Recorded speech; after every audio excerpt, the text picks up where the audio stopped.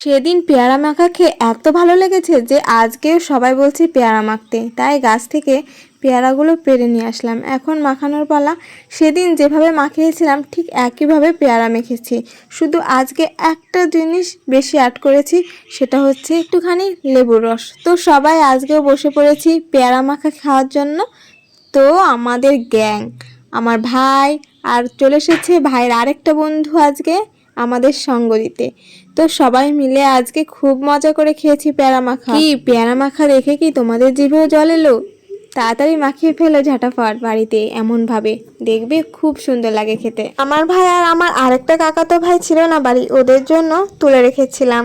তো আমরা সবাই খুব মজা করে খেলাম। খাওয়া দাওয়া শেষ, তাই বলে কি আমারও কাজকর্ম শেষ? না না, বরঞ্চ বেড়ে গেল। যেখানে মাখিয়েছিলাম সেখানে তো নোংরা হয়েছে, আর বাটিতে করে খেয়েছি, সেই বাটিগুলো ধুলাম।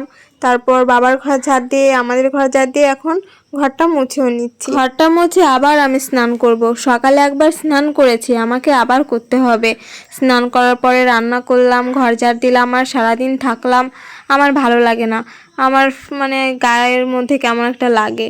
আর বিকেলে আরেকবার স্নান করে নেব, মানে নিজেকে হালকা মনে হবে, অনেকটা ভালো লাগে নিজের। সকালে উঠান লেপার সময় ঘরের সামনের এখান দিয়ে একটু গোবর ছিটে ছিটে এসেছিল, সেইগুলো মুছতে যা কষ্ট। সঙ্গে সঙ্গে মুছলে অতটা কষ্ট হয় না, একটু শুকিয়ে গেলে যা কষ্ট হয় মুছতে, এক জায়গায় বারবার ঘষতে হয় তারপরে ওঠে।